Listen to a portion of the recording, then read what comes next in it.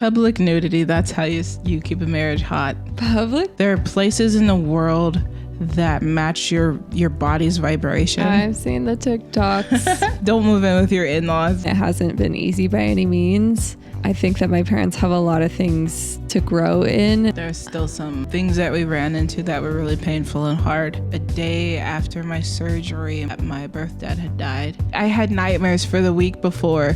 Like, I'm going to fall off this cliff and die there. Because you already fell once for me. We're done with this podcast.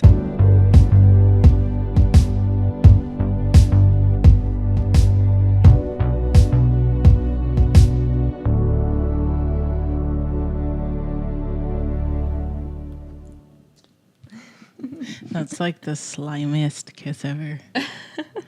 Like lip gloss and what do you My think? lip gloss is popping. My lip gloss is popping.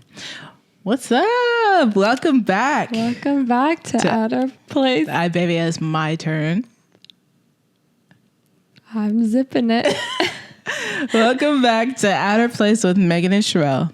I'm Sherell. And I'm Megan. What's up, guys? It's been forever. It's been a minute. It's good to be back, and it's good to have you back at our new place. Yep, we got a new place. Yeah. So, how's it been for you guys? What have you guys been up to? What's the tea? Tell us. Yeah, let us know in the comments, or if you know us in real life, you can let us know there too. In a text or, you know. You call us sometime. Like, I mean, hello. I haven't heard from you guys in forever. how you doing, babe? Oh, wait, intro. We forgot the intro. Didn't we say wives? Oh, what's up, everybody? If you didn't know, if you're new here, we are wives, bandmates, and podcast hosts. And we do a lot of creative projects together. This is one of them, and it's fun. Mm-hmm. On this show, we kind of like we just have a conversation. You know, we've been married. We have a conversation. We've been married for how many years? She doesn't know. 4 years? Know. 4 years. Yeah, almost 5 years, and we've been together almost 7 years. So it's been a minute. And we like to have a conversation with each other and bring you guys into the mix because you guys are our friends, and we enjoy it. So, how are you doing? Whew, I'm good. It's been a time. Been a time. Yeah. Let's see. If anybody in the video is like noticing I'm like shifting a lot, it's because I'm really hot and I can't like turn on a fan because then it would ruin your listening experience. So yes, and we are musicians, so we care about your listening experience. I'm being very thoughtful right now for you guys, but I'm very hot right now. Just take off your pants; they can't see anything. She's actually not wearing any pants right now. It's amazing. How do they even know if I am or not? It's spicy over here, guys. This is how we're keeping our 4-year marriage alive. What kind of show is this? They keep talking about the 5-year marriage like mark, and I'm just trying to avoid, you know, all the 7-year slump, the plateaus. The plateau. Anyway, sorry. Public nudity. That's how you keep a marriage hot. Public? Oh, I guess this is public. Yeah, they're here. But I wouldn't get like arrested. Is it public if you have like when we have a party and people are at our house? Is it public if you do something, or is it still private? It's called At Our Place podcast. I know, but if you guys are all here, then it's public. Right? Let's get back to okay. I was just curious. What I actually asked you, which is how are you doing? And then you're going to ask me how I'm doing. That's how it goes. I understand how it goes. Here's the thing. I have ADHD. So I was just I like the Wait, I like what? I have wow, you're so funny. I do have ADHD, and so Megan is always like directing me back to whatever it was we're supposed to focus on. And I'm also distracting you from what we're supposed to focus on. The problem and the cure. That's toxic. Oh my God. Oh gosh. I am doing good. It's been like we got to catch you guys up on some stuff because life has been happening for us, and it's been beautiful, extremely difficult. There's been really high, happy things, and then really heartbreaking sad things too, and just new and exciting things. So we've got a lot to catch you guys up on. Right now, today, I'm doing great. I'm watching our dog, Aliko, just like pout because we are not paying attention to him.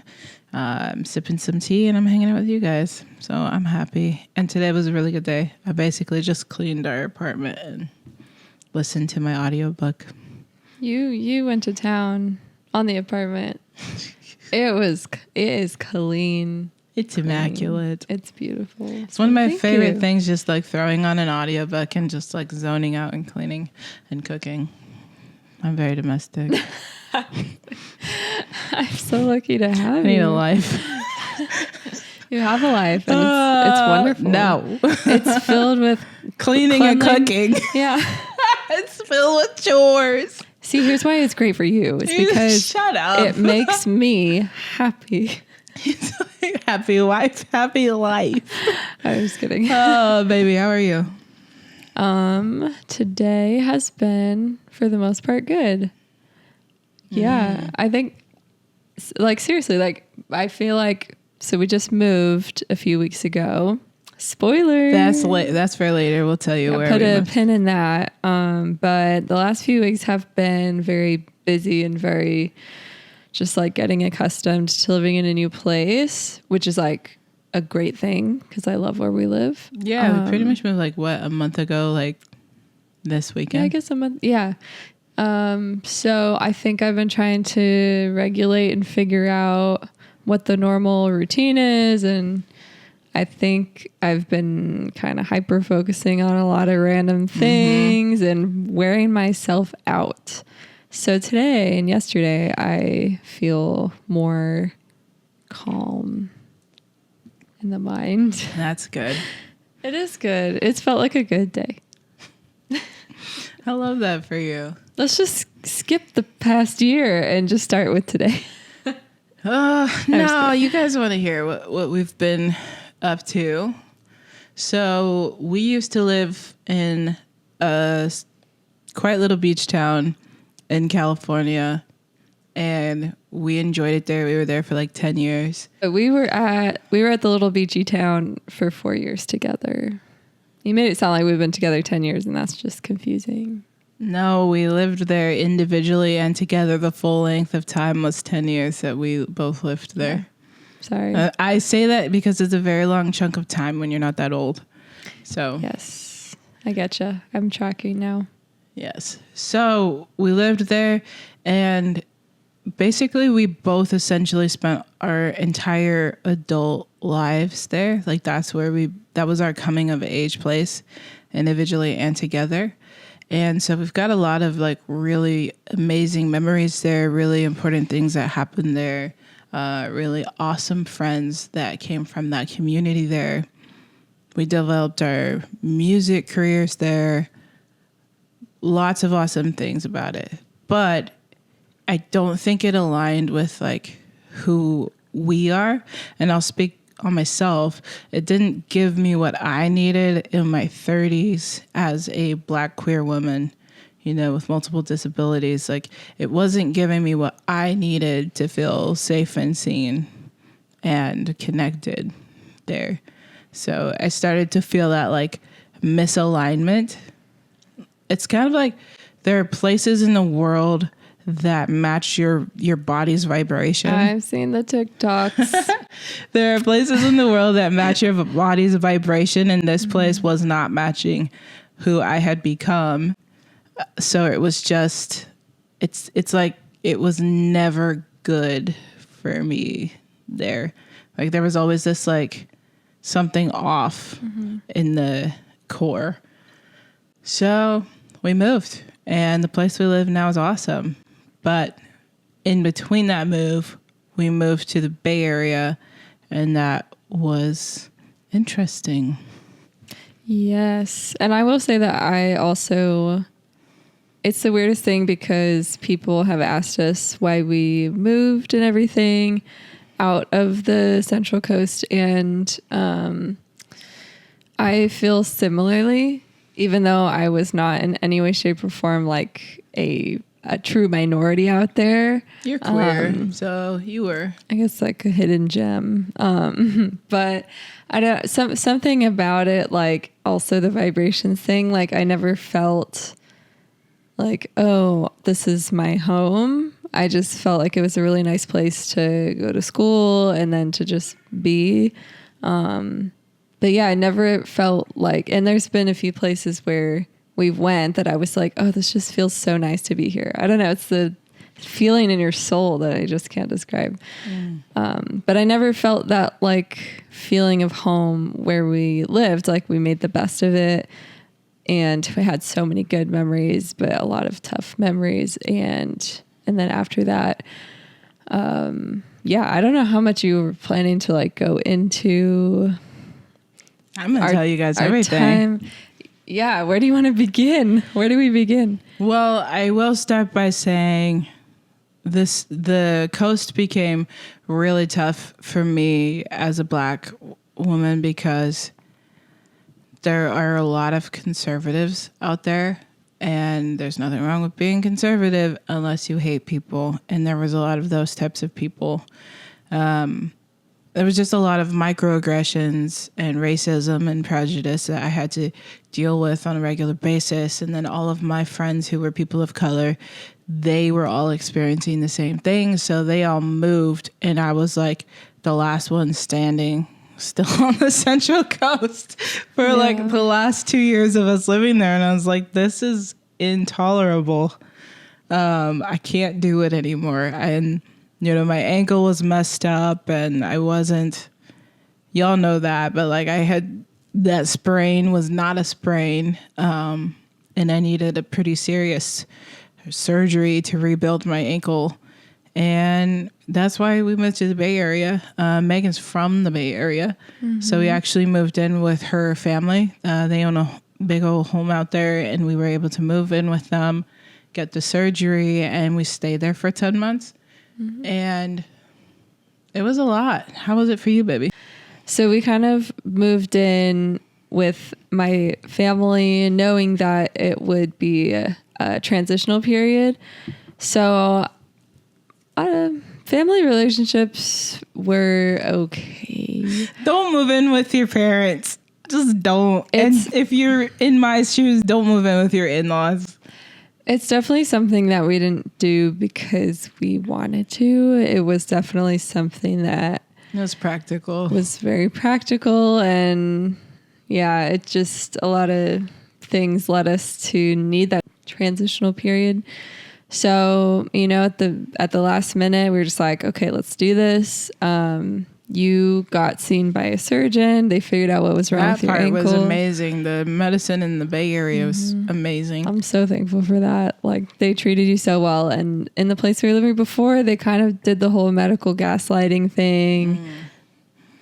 Telling you, I don't know what's wrong. Yeah, you're making this pain up. There's nothing wrong with your ankle, blah, blah, blah.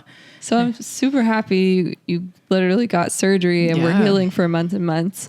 So just practically, you know, my parents made as much room in the house as they could for us. And like, they opened up their home they invited us fully, welcomed us fully. That wasn't the issue. The issue was two married couples who are used to having their own space now sharing a space.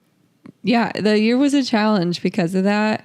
But I'm thankful that we had it because we needed it. What was hard for you about living with your parents?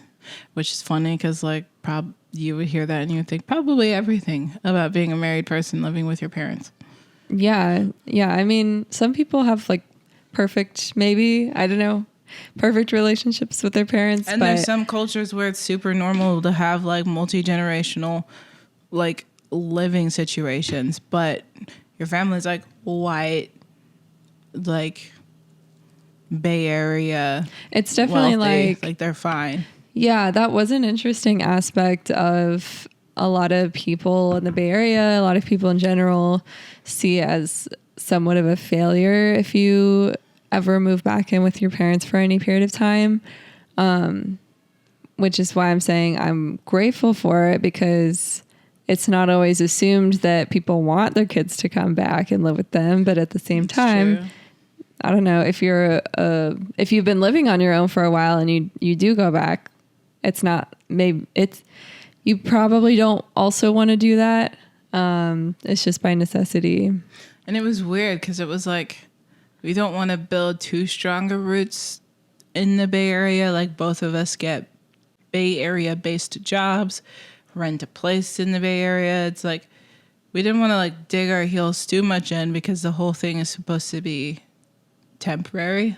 Mm-hmm. We just wanted to be there for the length of me having surgery, recovering, and us like prepping to move out. Yeah. I don't particularly want to go into all the reasons like the individual relationships are difficult but I will say that we tried our best to kind of live in our own spaces, and our marriage was like fantastic during that time. Yeah, we were great. Yeah. We were great. There were a lot of walks and a lot of long conversations with each other. I don't know. We focused on each other, focused on ourselves individually, and we were able to do it. I will say, like, I always had this dream of being able to live with or by your mom, because she's like one of my favorite people on the fucking planet. She's hilarious. She's amazing. Like, your mom is one of my best friends, and I really enjoyed living with her. And then I also realized, like, if we ever did this again, I would need my own space and then to invite her into it, because it's different when you've got like two women and I'm like, this is what I want, this is how I want it, and it's different than how she wants it, and we're like button heads. Well, yeah. So they're used to having their own space, and they're trying really hard for the year that we were there. They're trying really hard for us to feel welcome and like, oh, it's not our kid is coming home and staying. It's like this married couple is staying with us, and they're used to living on their own and having their own things. And it was so fascinating to watch the dynamic shift right in front of me, where you're learning to show them, hey, I'm actually a grown woman. I'm a grown up. And they're learning, wait, like, you're not our kid, you're not our teenager, you're not our college kid coming back from break. Like we don't need to hover. Yeah, and I will say there are a lot of layers. You know, my parents, I came out to them when I first started dating Sherell, and so from the very beginning, they've seen me transform in a lot of ways and had to adjust in a lot of ways. They never thought they would have a queer kid, you know, two women being married, and they've grown a lot in that, but there's still some things that we ran into that were really painful and hard, that put a strain on our relationship, and we're working on it. I think the main thing that I took away from where things are at with my parents is that I realized how much freaking growth that I've done doing therapy, having a really great relationship with you. I've done so much work, and it hasn't been easy by any means. But I've been like really pushed to grow. And sometimes I think people aren't pushed as much to grow in themselves. And I think that my parents have a lot of things to grow in and that they're not really addressing. And I'll leave it at that. And it's not easy to see that in other people, but like, I can't take responsibility for it. You know, like, so that's the main thing that was hard. Yeah. I'm proud of you for processing it, for grieving it, for going through it, for standing up for yourself, for setting boundaries, for gently teaching, for like boldly teaching, and for focusing on you and us. I will say I enjoy having sex way more, not in your parents' house. Just so you know. Oh my gosh. Oh. Just glad I have your parents' location. That's all I'll say about that. So. Not right now. When we were when we were there, I'm like, I know where they are, and I know how long they'll probably be there for. And at this point, if they're still listening to this stop podcast, listening. stop Go listening. do something else. God. Yeah. Thank you for saying that. I appreciate you always. And I don't want it to all be negative, so I will say when we moved out there for a year, I knew that I would need something really positive for us and for me. So we went out, we made a ton of friends out there. You dragged my ass to Oakland and San Francisco so many times. Like so many times. Multiple times in 1 week. I counted one time you told me to drive an hour 4 times that week. That was literally the first week we moved there because I was freaking out a little bit about having moved in with my parents. So I was like, let's go do stuff. I was like, I can't sustain this because I was like injured. I hadn't even had surgery. I was like, I can't do this. But we met so many cool people, and now we have a whole Bay Area family. And we had friends from our place before that had moved to the Bay Area, so it was awesome reconnecting with old friends. It was kind of awesome. It was like a party for 10 months, like outside of the house. Yeah. Yeah. We had a lot of fun. And inside the house, like we threw surprise parties for your parents. You know, we celebrated your birthday. You did like this whole fucking birthday weekend elaborate thing with like an agenda for me when I turned 33. That was so fun. We did go to San Francisco again. We went to a bookstore. We did a lot of cute little things. It was awesome. And our dog is like your parents' grandkid in a lot of ways. So he got spoiled, which was awesome for us because we got to go on a lot of trips. Yes. We went to a wedding in South Carolina for Sherell's family. We did like 10 days hanging out with my family in Airbnbs and like traveling up and down the South. Yeah. We went to Arizona for a week in I think January. We did so much traveling and like we could because we did DC before it was all destroyed. Yeah. We saw, is it the East Wing? Yeah. The one that's destroyed now. We saw the East Wing of the White House. It was wonderful. We saw the best Smithsonian museum ever. Yeah. The African American culture and history. We did a lot of really fun things now that I remember. Yeah. Like just because something is hard doesn't mean it was bad or wrong. It just means it was hard. And it also doesn't mean that it was like the only truth. It was also really good for us. We also got all the things that we needed, like in a lot of areas, but then some areas were lacking. And so it's just, we have to like hold both things. This was hard and this was good. This was difficult and this was right. Yeah. I'm really thankful to like all the friends that we had out there and like still have. They're not gone. They haven't vanished. I was like, wait, what?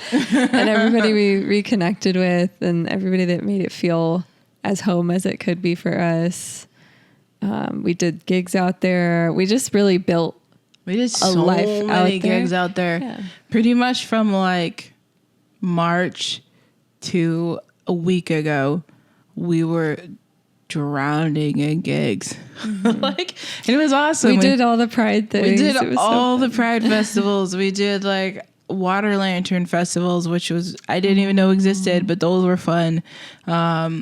We played in shows like for like 4 people, and then shows that were like 5,000, 10,000 people. Like it was a lot of people. Gotta be at least 10,000. Gotta get at least 10,000.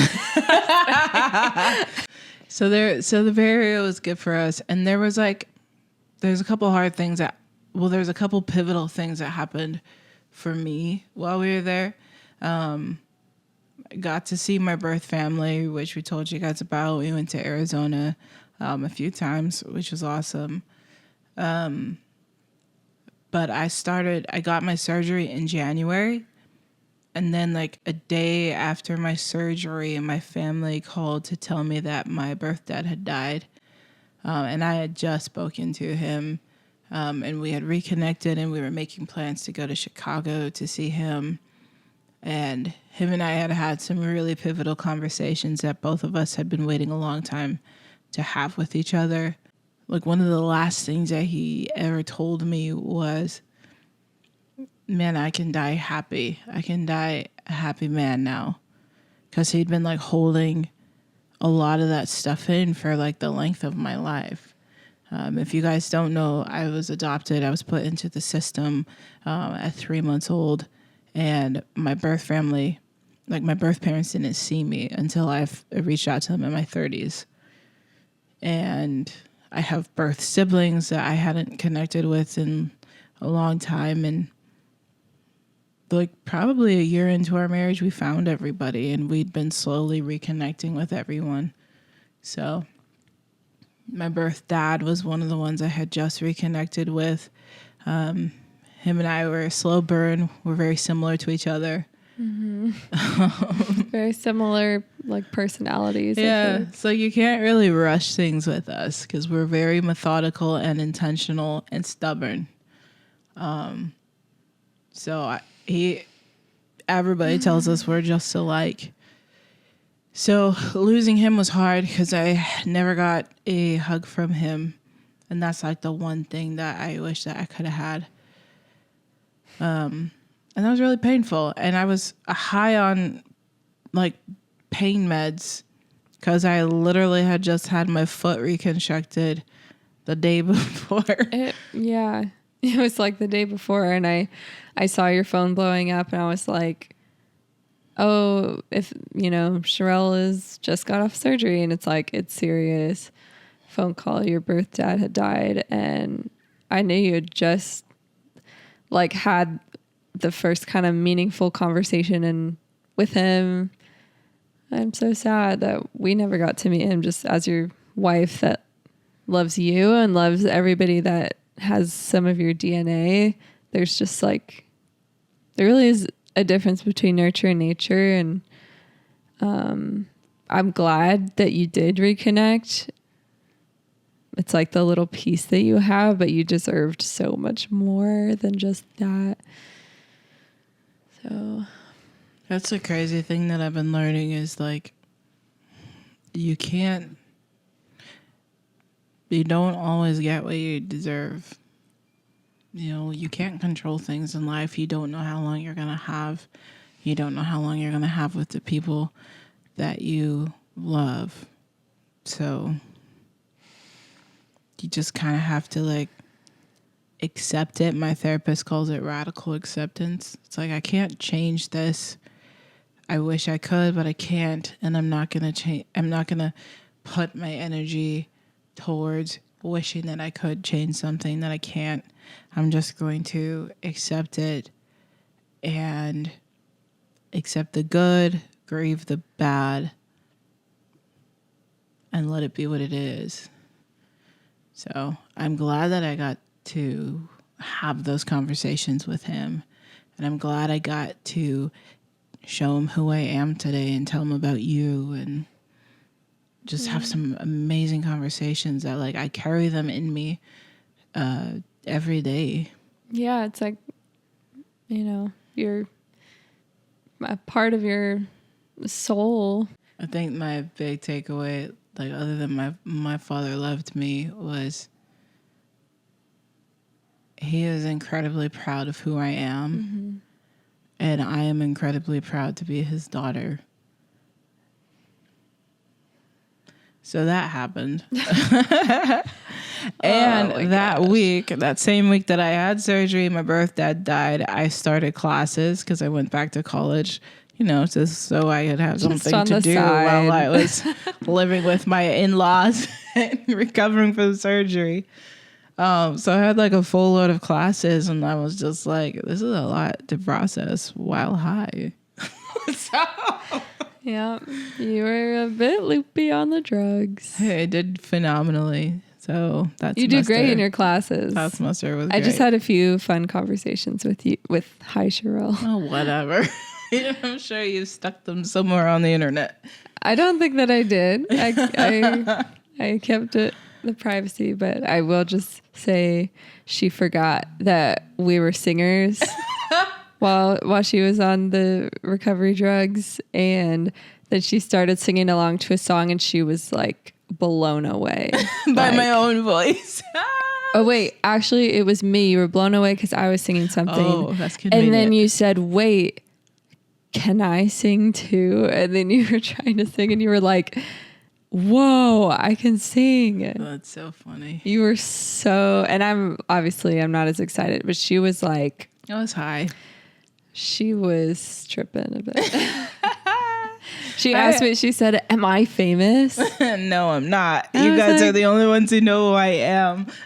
I was like, "You should be. Like, you're that good." Oh, that's funny. Don't do drugs, kids, unless you're out of surgery, and then in which case, take the ones your doctor prescribed. Yeah. So that was like, it was a busy year ever since we moved there. It was a busy year, and you know, I'm at the place now where I've like been grieving my dad. I did a full year of school and rocked it. Even did summer classes. It was great. It's like amazing. I think the difference was like when I was going to school back when I was a little bit younger. I think the difference is my mentality now that I'm like in my 30s going back is like I know who I am and I know what I want. When you're going and you're like 18, 19, you're like, I don't even know who I am. So how am I supposed to know what I want to do? And how am I supposed to shovel out all this money to do it? So yeah, going back in my 30s, which I already did a lot of college and got like certificates and stuff. But going back in my 30s, it's like, I just feel a lot more grounded. Like there's like a clear path. So I just have to finish it. That was my year. I'm proud of you. Like, you didn't have to go back to school. You were literally just healing after surgery. And I was bored. I wanted something to do. And I was told I couldn't like work out. I'm proud of you for doing something that you have been wanting to get back into. I'm proud of you that you wanted to go back to school and that you did that. I will tell you that I had a little bit of a crushy crush on my stats teacher, though. They weren't that different in age, to be honest, though. To be honest, she was maybe like 5 years older than me. Yeah. And she was brilliant. She was so nice, too. Like, you were her favorite student. Sherell was by far the best student. All her teachers loved her. Yes. I have some really, really dope friendships with my professors. So, yeah, that one had me smitten. I'm not threatened at all.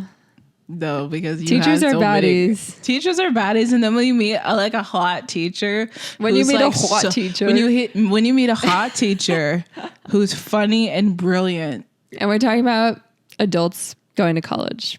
Well, yeah. What are you guys thinking? That'll be weird. We're not talking about the past. We're talking about like the present. No, all adults, all going to college. Also, literally, I'm like married. Like what? She's married. I'm married. There's nothing that happened. I'm just saying the crush could be consensual. Oh, what? How do you be a crush? I don't get how a crush can be consensual. I feel like the nature of a crush is non-consensual. I guess because it's like private. What? So can't I just have a private? Can't I just have a private crush?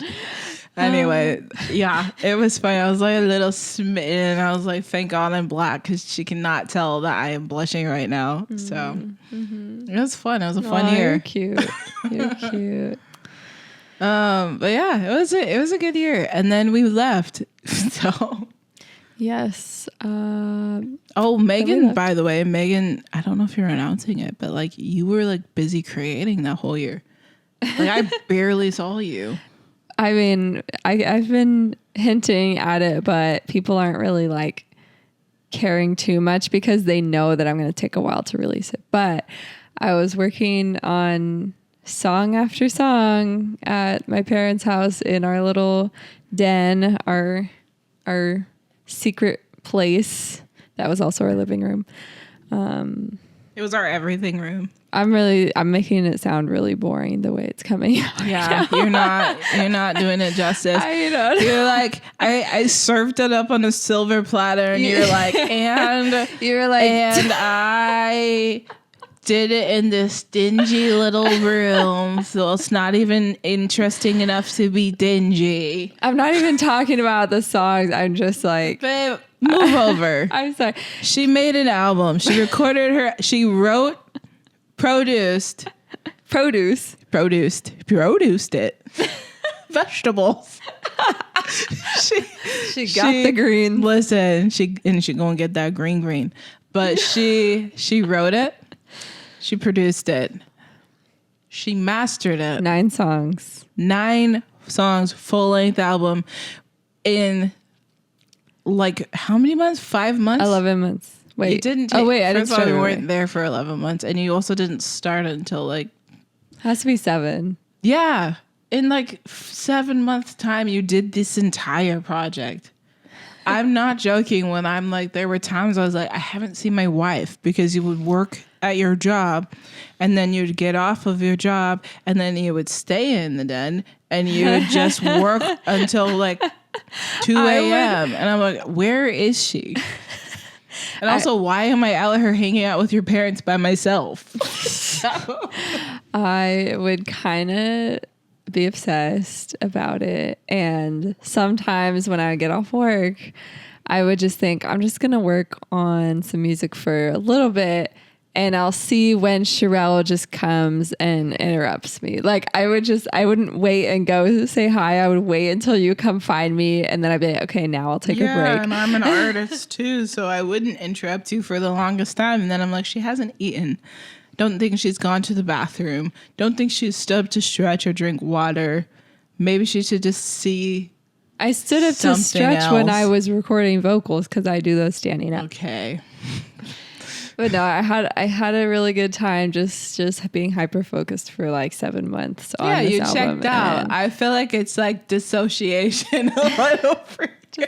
I just love making really good songs. Like, well, they're amazing. So yeah, and now they're done. I finished right before we moved again. Why are you gonna take your time to release them? They're literally ready. Because you make it sound like I'm torturing everybody. Well, you are, and you're torturing me. Like, I've heard these things, and you won't let me just like listen to it on repeat because it's not on any platform. It's because I want to film the videos for it too. Because if I just release them with no videos, it's like, we're not slackers over here. We know how to market. We're not gonna do that. So what's really going to happen is I'm going to have to, not only did I have to help her write the songs, which I did. Yeah, I forgot to mention, I pulled Sherell in quite a few times to get her opinion. She's going to get some credits because she helped me rewrite some lyrics. And I said, these lyrics are trash and messy. What is this? She really helped me. I'm just a little What girl. Are you trying to do? Have you ever written before? Do you know what music is? I just kind of done. You tend to run your songs by me and ask for my opinion because that's also my area of expertise too. I do it when I think they're done, and then they're not done. Hey, listen, you did that to my whole EP. Mm-hmm. We do for each other. I thought my EP was done. I showed it to you. Now we're still producing it. So thanks for that. Mm-hmm. Yeah. So my creativity was off the charts because I was escaping family dynamics. But also you had a lot in you to get out. I did, which I didn't even realize until it happened. You know what's crazy is you also you didn't start going to therapy there, but you got like a good therapist that you vibed with. This is my favorite therapist ever. Which is also my therapist. My favorite therapist of all time. That is my therapist. Was my therapist too. And I said, I see you've been having a hard time finding a good therapist that you vibe with. Have you considered trying mine? All y'all should go to therapy. What if this is like a BetterHelp ad? I would never. And segue into our very first sponsor for this podcast. Definitely not BetterHelp. There's nothing wrong with getting help at all, but Get BetterHelp than BetterHelp. That's all I'm going to say. Yeah. Okay, Unless y'all sponsor us, and then we'll retract that. We will only have sponsors that we believe in. Oh my gosh. No, any therapy is better than no therapy unless it's a really toxic therapist, I guess. Okay. I'm sorry. What were you going to say? All right. Well, anyway. Well, because I thought about... I was saying the reason I brought up therapy at all is because I see the correlation between finding a therapist that you vibe with and your art exploding. Really? Yeah. How do you put that together? It's obvious they happened at the same time, and I was the observer. What do you mean how you put that together? Your therapist is like bringing all this stuff out and you're having conversations. She's helping you pull things out of yourself so you can talk about them, process them. And then how do you process things the most? Through art. So you created. It all goes together side by side. Yes. It doesn't take a genius, although I am. You are very smart. You're very intelligent. You also brought out a lot of things that all of our walks and all of our talks, there was just a lot that we processed from being in the Central Coast and all the things we struggled with out there. Yeah, you're my off hours therapist, I would say, and I should be getting paid, I feel. Yeah, so when our therapist is not available, you and I can talk constantly. It's non-consensual therapy. You never get bored of me. I'm, I need some moolah. Well, I help you too. You talk to me too. No, I talk to my therapist. What? There's so much you talk to me about. It's not even funny. Who are you even? I don't even know you. Actually, this podcast is my therapy. So you guys should be getting paid. Your eyes are like doing it. I am getting derailed. Oh, what's new? What's new? Okay. I should have said we're getting derailed. No, just you. Half your fault. It's you. Marriage is 50-50. It's you. Marriage is a 50-50 split. No, it's actually not. I saw something the other day that I fully agree with. Marriage is not a 50-50 split. Marriage could be a 60-40. It could be a 90-10. It depends on what energy that you have that day that you're bringing to the table. So, well, I'm always bringing 100%. You're not always bringing 100%. I didn't see you for 7 months while you made your album. I always bring 100. Sherell always brings 100. I was in the kitchen, cooking you dinners, making you food, cleaning up, walking our dog, even though I was learning to walk myself. I was just trying to channel the dude caster. Dude broadcast. Yeah. Always bring 100. 110. Our marriage is 200% at all times. I heard the other day on a Dude Bro podcast. Well, I feel bad for saying that because I respect the podcast, but I am not going to name it because they say some shit sometimes. But they were like, people don't understand that as a man, kneeling down to propose to your girl. Oh, is this real? Is actually the most powerful position of all. Because you're saying, I'm strong enough to put this whole thing on my back and carry you. And I was like, huh? What about when the woman proposes? What? I thought it was going to be it's the most powerful position because you are saying, I kneel before you, the emotional thing. It was literally, I can put you on my back. I can put this whole thing on my back. I'm strong enough. You can trust me as a man. And I was like, okay, well, hopefully I could have trusted you before you got into that position. That actually makes sense because when I proposed to you, I think you thought as a man, no, this is the most powerful position I can be in. We were sitting down, I think, or standing. I handed you some roses and I showed you the ring, but I don't think that I kneeled down. You didn't. You just sat on a bench and with I'm me. Also very weak. I don't think I could carry you. But you did a kneel and you could for sure carry me. I did a little kneel. Well, you kneeled. Yeah. I knelt. did a little kneel. To be honest, I was like going down and my ankle was hurting. I was like, I'm not staying in this position, William. And you said yes so fast that it was like, okay, I'm back up now. Like, take it. But I had, to be fair, we were on the bluffs, cliffside. Like, I think you the seemed barrier, afraid and of falling. It was like I had nightmares for the week before. Like, I'm going to fall off this cliff and die, which is funny because like we regularly went there. Because you already fell once for me. We're done with this podcast. You said forever. You said we're married forever. I do not support that. That was a non-consensual joke. That was a non-consensual dad joke. Take it back. Can I just say, sometimes Sherell will be singing in the house. It happened one day. It was so funny. And now it's an inside joke, so I'm going to share it with you. I'll be singing a song to myself. I forget what song it was. She was singing a song. And then I just love to sing. So I just chimed in. I just start singing with her because it's fun. It's fun to sing together.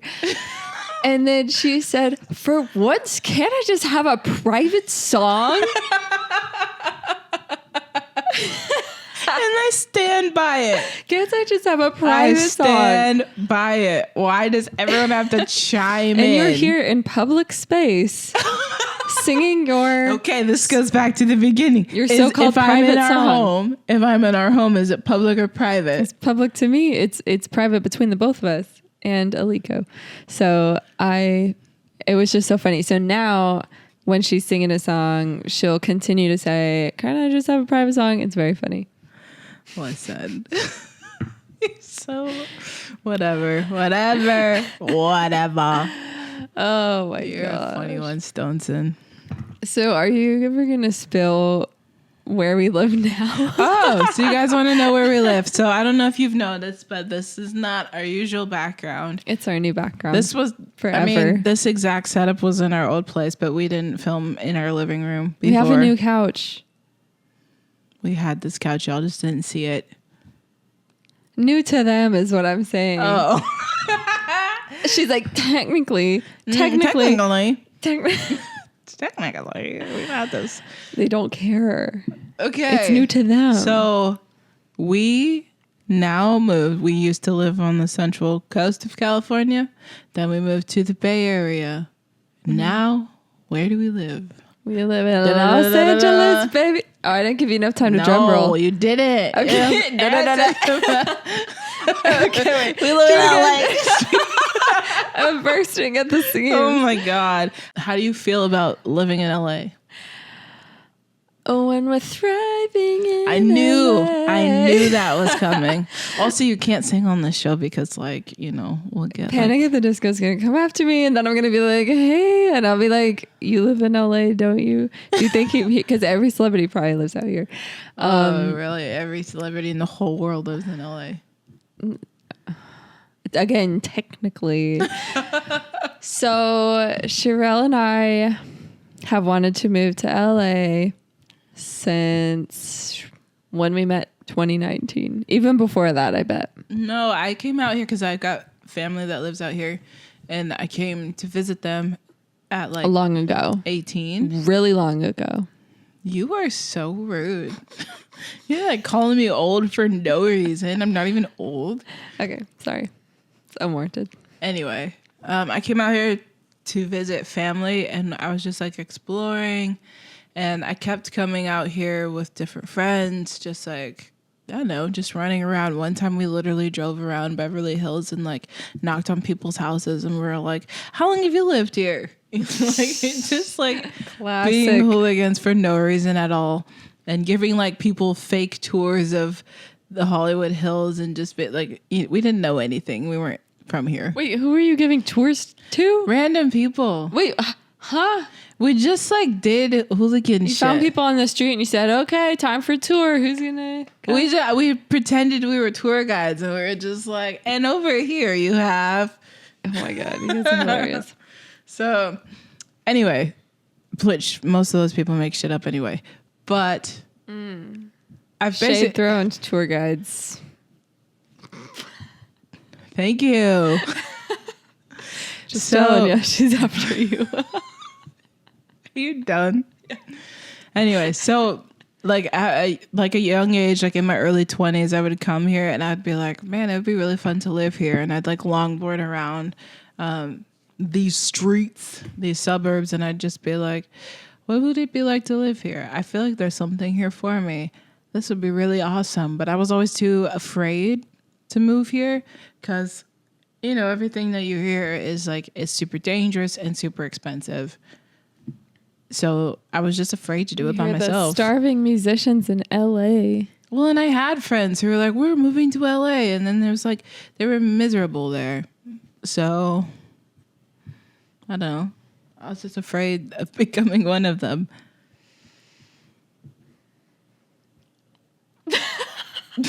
Do you have anything to add, or are you just going to nod your head awkwardly? I was like leaning back and I thought I'd just let you have the floor. Just keep on having it. Let me just try to set you up one more time. I just want to relax now. Anyway, that was my experience. It's a baby. Babe.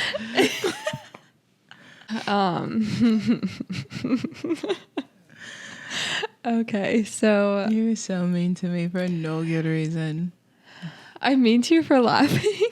Yeah, you just laugh at me, you troll me 24/7. I'm just smiling. I'm just laughing. I'm just. Now you're gaslighting. You know what one of my favorite thing in the world is? Huh. It's on Reddit when men learn the term gaslighting and then they use it all the time for things that are not gaslighting. I love it's Reddit. One of my favorite things. But anyway, I love Reddit. When did you desire to move to LA? Why are we here? Well, why are any of us here? Oh my God. I'm sorry. Okay. I wanted to go to LA probably midway through college. I was really starting to enjoy making music, and LA just seemed like the place to be. Hollywood and all that, etc. Stop laughing at me. I visited, my brother used to live in LA, so I'd visit him, and I just really liked the vibes. Again, with the whole liking the vibrations in your soul of different places. Like, it really is a thing. I genuinely believe that. So anytime I've come out to visit LA, I have felt excited to be here. And I was like, okay, I guess that's just a thing, that I'll just feel excited out here. People are doing things, there's people that are creative, people that play music, just so many things happening. And I even did like a little mini music tour going to SoCal and met some friends that we're reconnecting now with. So yeah, basically just the good vibes. Is that a good answer? It's a great answer. I gotta be honest, I totally zoned out during it, but I kind of heard the gist of what you were saying. Okay. Good vibrations out here. Music, creators, things happening. Give me the highlights, the elevator pitch. It's just you're just out on the street and you meet somebody at a bar and they're just your friends just like that. Or you go to a secret LA party and you get invited because you just happen to be there and you're just that girl. And these are just things that are like gonna happen. It's like, what has happened to you? You're We've only walking lived here down for like 3 weeks. You're walking down Sunset Boulevard. Okay, all right, that's enough for your little daydream. These are Megan's private dreams, now exposed to all of us. But actually, something about walking around and seeing other queer couples and seeing just young people that are just vibrant and could be our friends. I don't know. It's like a vibe. It's fun. It's really fun. It's like the place that we lived before was very different demographically than us. Most of the people were white. Most of the people were wealthy. Most of the people were retired. And most of them were like hetero. So we were like interracial couple, young, like married, and at the start of everything for us, super creative. We just did not fit in. Yeah. I felt like we were the token queer couple. Just like I was a token black friend, we were like the token queer couple. Everybody on our street had kind of like adopted us. Like, you guys are our favorite young people that live around here. Yeah, which was like, it's fun.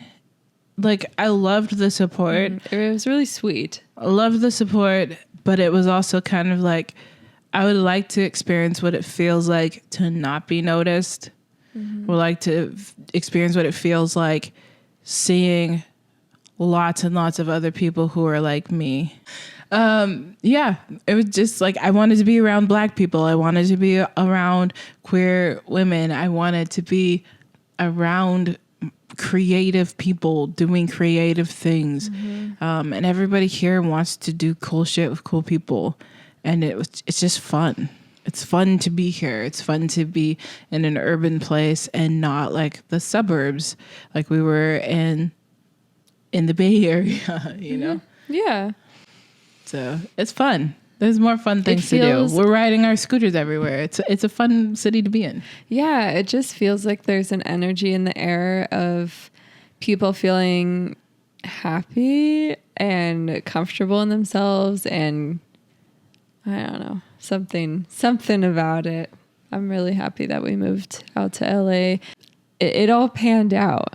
And it was such a long journey being in the Central Coast and then taking a year to get here. And it felt risky and it felt like a big change. It also felt like a sacrifice because we like had to give up a lot of our freedom and individuality as a married couple to like do something really uncomfortable that would be good for us and extremely hard for us at the same time. Yeah. And at the right time, we got the right place in the right neighborhood. Everything fell into place so quickly when it was time for us to move to LA. Yeah. And we have so many amazing friends here that are new friends and old friends that we've gotten to reconnect with. Yeah. Just it's like everything lined up for us to be here. So even our dog is happy here. He's made friends. So yeah, that's how we're doing. How are you guys doing? That's the catch up. Yes, we would love to know how you guys are doing. What your reaction is to our podcast. Cause like, honestly, one of my favorite things is when we make a podcast, put it on YouTube and people are like, hey, so I had some thoughts about what you guys were saying. Like, I don't know. And not in a rude way. Like it makes me happy that people want to like continue the discussion. Yeah, we want to hear from you guys. We have missed making things for you. We have missed like receiving, support. This community, the support from you guys. We needed the time and the space to step away so we could focus on recovery and grieving and music and school. And we're happy to be back. So. I'm super happy to be back. Do you have any announcements or anything before we say goodbye? No announcements. It's like holiday season. So we wrapped up our last gig of the year last week. And we've been super stoked about that. Not because we don't love performing. We absolutely do. But, we travel a lot for our gigs and that's really fun, but it's a job. We're in hibernation season now. we're in cuffing season. We're just like we want to be cozy and we want to build our community. So no announcements on the horizon other than this podcast comes out every Monday, and enjoy it because we're enjoying having you guys over and making cool shit with you guys. So do you have any words? What do we call them? Parting words for our guests. Do you? No. Well, you're the one that comes with good parting words. Let's see. Right now, everything is hard for all of us. Megan and I went through an incredibly hard 10 months before we got to move to a place that was peaceful for us. Life is hard for most of us right now.